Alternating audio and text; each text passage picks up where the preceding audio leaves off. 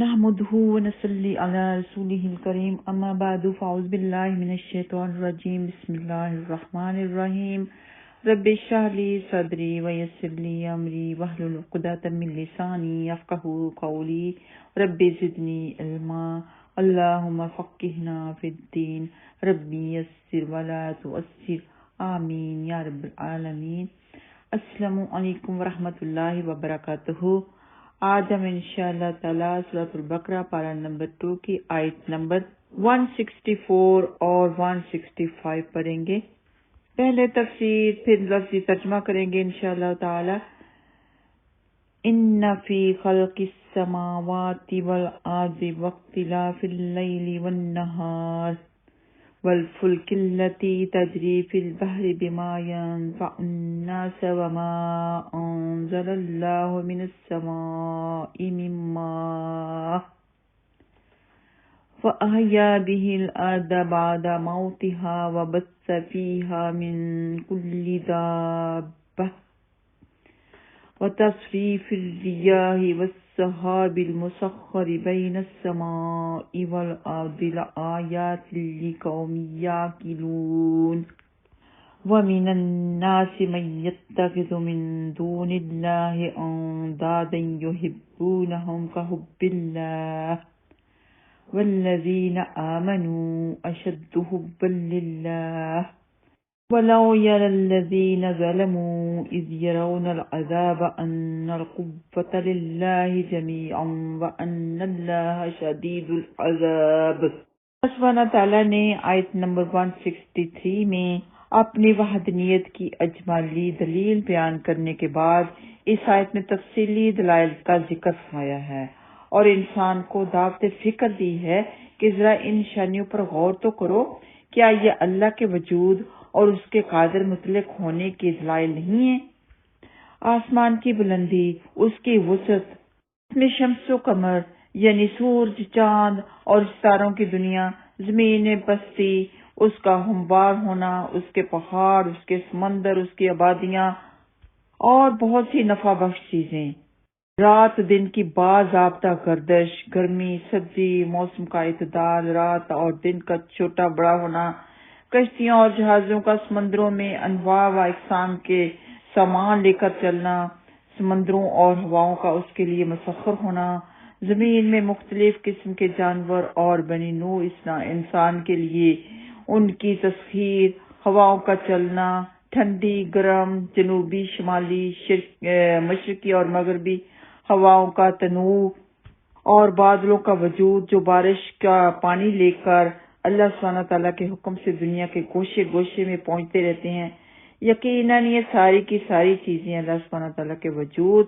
اور اس کی قدرت مطلقہ پر دلالت کرتی ہیں اور ہر صاحب عقل و خرد کے لیے اللہ سبحانہ تعالیٰ پر ایمان لانے کے لیے یہ نشانیاں کافی ہیں۔ پورا ڈیٹیل کے ساتھ اللہ سبحانہ تعالیٰ نے فرما دیا کہ بے شک آسمانوں اور زمین کے پیدا کرنے اور رات اور دن کے بدلنے میں اور ان کشتیوں میں جو سمندر میں وہ چیزیں لے کر چلتی ہیں جو لوگوں کو نفع دیتی ہیں، اور اس پانی میں جو اللہ نے آسمان سے اتارا، پھر اس کے ساتھ زمین کو اس کی موت کے بعد زندہ کیا اور اس میں ہر قسم کے جانور پھیلا دیے، اور ہواؤں کے بدلنے میں اور اس بادل میں جو آسمان و زمین کے درمیان مسخر کیا ہوا ہے، اور لوگوں کے لیے یقیناً بہت سی نشانیاں ہیں جو سمجھتے ہیں۔ تو وہ بت پرست، وہ مشرک جو حیران تھے، پریشان تھے کہ کیا یہ عجیب بات ہے کہ اللہ واحد ہے، اکیلا ہے، کیونکہ وہ تو بہت سے بتوں کی پوجا کرتے تھے، پرستش کرتے تھے، تو وہ بہت حیران تھے۔ اللہ سبحانہ تعالیٰ نے کھول کھال کر پہلے اپنی وحدانیت بتائی، پھر نشانیاں بتائیں۔ فرمایا ان فی خلق السماوات والارض، اس نے آسمانوں کو ستون کے بغیر پیدا کیا، زمین میں پہاڑ رکھ دیے تاکہ وہ تمہیں ہلا نہ دے، اس میں ہر طرح کے جانور پھیلا دیے، زمین سے ہر قسم کا پھل، ہر قسم کا اناج ہم کھاتے ہیں، بہت سی نشانیاں ہیں۔ کیا اللہ کے علاوہ کوئی مخلوق ہے جو یہ پیدا چیزیں کر سکتی ہے جو اللہ نے بنائی، اللہ نے پیدا کی، اللہ نے انسان کو بنایا؟ بہت سی نشانیاں ہیں غور و فکر کرنے والوں کے لیے۔ جو غور و فکر نہیں کرتے ان کے لیے عام سی چیز ہے، لیکن جو غور و فکر کرتے ہیں ان کے لیے سب کچھ بہت ہی خاص ہے، ہر چیز کو وہ دیکھتا ہے، اللہ کی قدرت پہچانتا ہے، اللہ کو یاد کرتا ہے، اللہ سے بہت زیادہ محبت کرتا ہے۔ ایون کھانا کھاتے وقت بھی آپ اگر غور کریں کہ خدا نخواستہ اللہ نہ کرے آپ کے حلق میں نوالا پھنس جائے، آگے نہ جائے تو کیا حال ہوگا۔ یہ بھی اللہ سبحانہ تعالیٰ کی بہت بڑی قدرت ہے، لیکن صرف انہی لوگوں کے لیے جو غور و فکر کرتے ہیں۔ فرمایا واختلاف اللیل والنہار، دن رات کے بدلنے میں توحید کی نشانی ہونے کی تفصیل بیان کرتے ہوئے اللہ سبحانہ تعالیٰ نے ارشاد فرمایا ان ربکم اللہ الذی خلق السماوات والارض فی ستۃ ایام ثم استوى علی العرش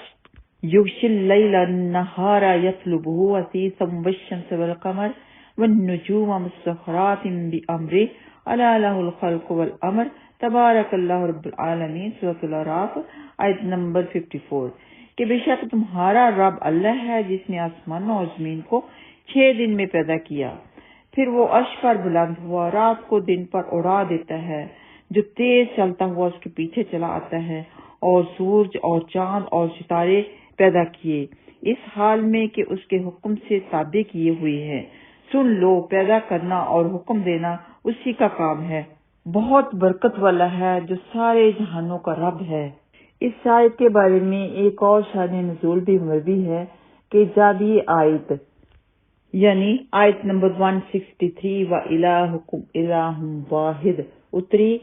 تو مشرکین کہنے لگے ایک اللہ تمام جہان کا بندوبست کیسے کرے گا۔ اس پر یہ آیت نازل ہوئی کہ وہ اللہ اتنی بڑی قدرت والا ہے جو کہ سب کچھ پیدا کر سکتا ہے، سبھی کچھ اسی نے پیدا کیا۔ اور آیت نمبر 164 میں اللہ سبحانہ تعالیٰ نے سارے کا سارا واضح کر کے فرما دیا کہ ایک اللہ بہت کچھ کرتا ہے، یہاں تک کہ تمہاری ظاہرہ عمل کو، پوشیدہ عمل کو، جو تمہارے دل میں سبھی کچھ جانتا ہے۔ آگے اللہ سبحانہ تعالیٰ آیت نمبر 165 میں فرماتے ہیں وَمِنَ النَّاسِ مَن يَتَّخِذُ مِن دُونِ اللَّهِ أَندَادًا يُحِبُّونَهُم كَحُبِّ اللَّهِ کہ لوگوں میں سے بعض وہ ہیں جو غیر اللہ میں سے کچھ شریک بنا لیتے ہیں، وہ ان سے اللہ کی جیسی محبت کرتے ہیں۔ تو جو آیات گزر چکی ان کے بیان کردہ دلائل واضح اور صاف صاف بیان کرنے کے باوجود بہت سے لوگ ایسے ہیں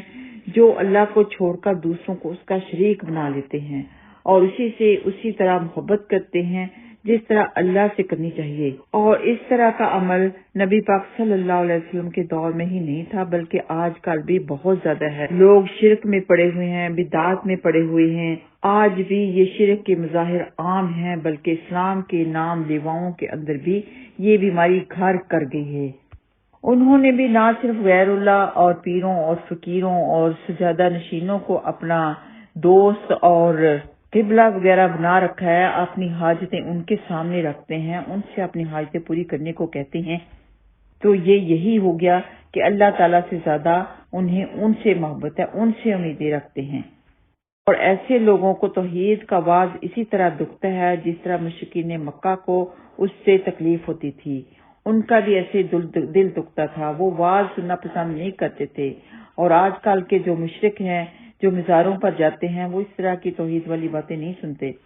لیکن جو اہل ایمان ہوتے ہیں انہیں اللہ سبحانہ تعالیٰ سے بے حد محبت ہوتی ہے۔ وہ توحید باری تعالیٰ کا صحیح علم رکھنے کی بدولت اللہ سبحانہ تعالیٰ کے ساتھ کسی کو شریک نہیں بناتے، صرف اسی کی عبادت کرتے ہیں، اس پر توکل کرتے ہیں اور زندگی کے تمام امور میں صرف اللہ سبحانہ تعالیٰ کی جناب میں بنا لیتے ہیں۔ عبادت سے زیادہ علم حاصل کرنا ضروری ہے، جس کے پاس علم ہے وہ کبھی شرک میں نہیں پڑے گا۔ فرمایا وَمِنَ النَّاسِ مَن يَتَّخِذُ مِن دُونِ اللَّهِ أَندَادًا، اندادا سے مراد وہ فوت شدہ بزرگ ہیں جن کے بت بنا کر وہ انہیں پکارتے اور پوجتے تھے، جیسا کہ سورہ نور میں آئے گا کہ ان کی قوم کے جو نیک لوگ تھے جن کے فوت ہونے پر انہوں نے ان کے بت بنا لیے، بعد میں یہی بت رب میں بن گئے، گویا بت پرستی بھی دراصل بزرگ پرستی ہی ہے۔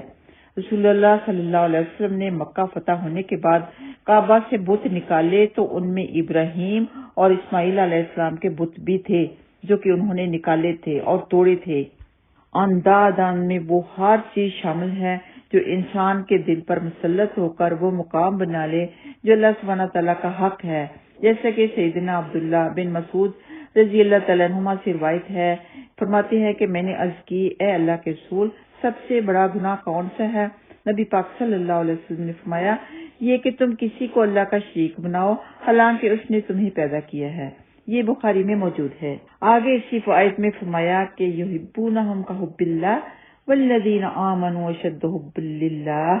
یعنی ایمان والے اللہ کی محبت اور اس کی رضا کو ہر دوسرے کی محبت اور رضا سے مقدم سمجھتے ہیں۔ وہ اللہ سبحانہ تعالیٰ سے ہر چیز سے زیادہ محبت کرتے ہیں۔ کسی دوسرے کی محبت ان کے دل میں یہ مقام حاصل نہیں کر سکتی کہ وہ اسے اللہ سبحانہ تعالیٰ کی محبت اور رضا پر قربان نہ کر سکیں، جیسا کہ اللہ سبحانہ تعالیٰ نے ارشاد فرمایا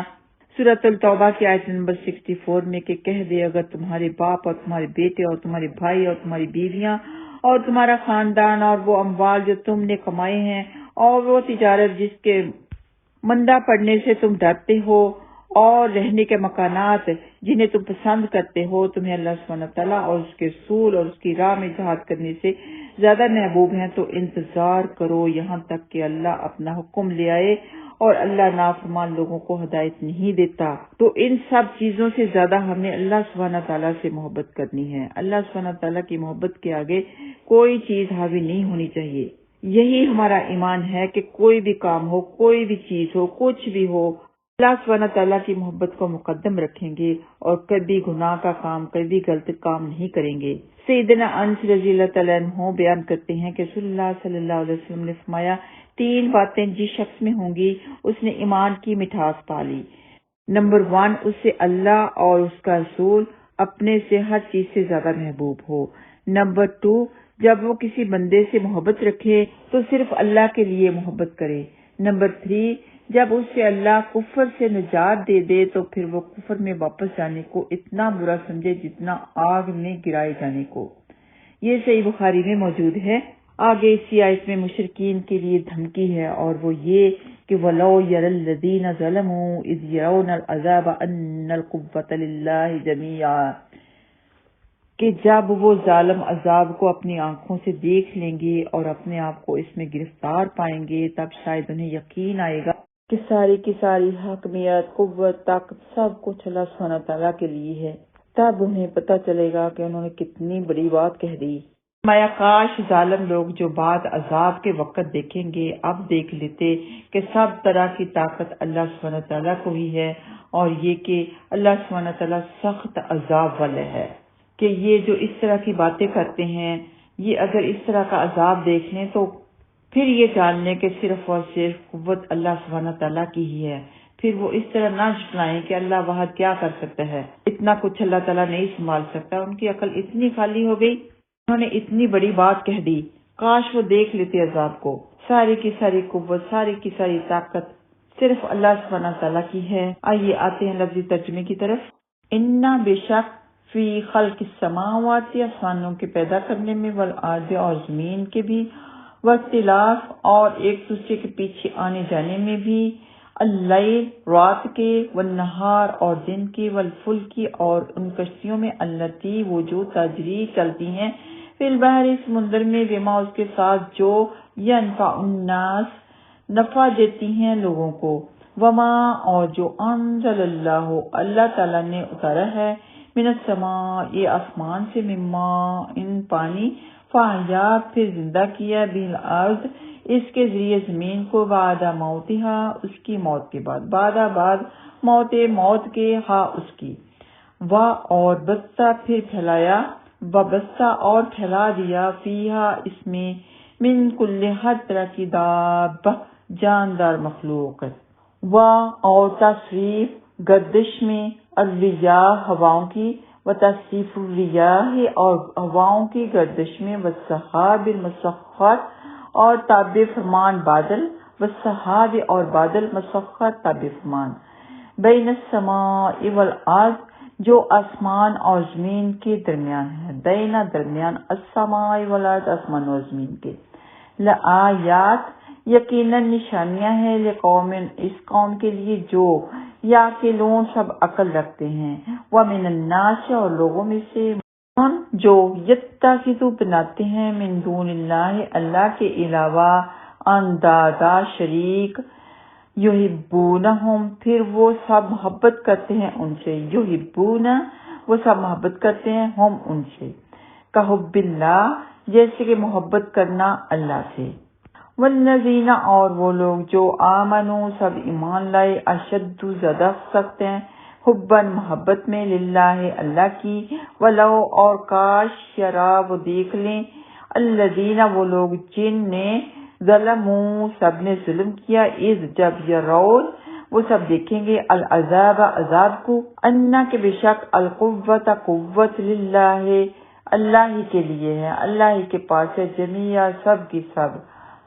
اور ان اللہ بے شک اللہ شدید العذاب سخت عذاب والا ہے۔ اللہم اجرنا من النار، وآخر دعوانا ان الحمد للہ رب العالمین۔ السلام علیکم ورحمۃ اللہ وبرکاتہ۔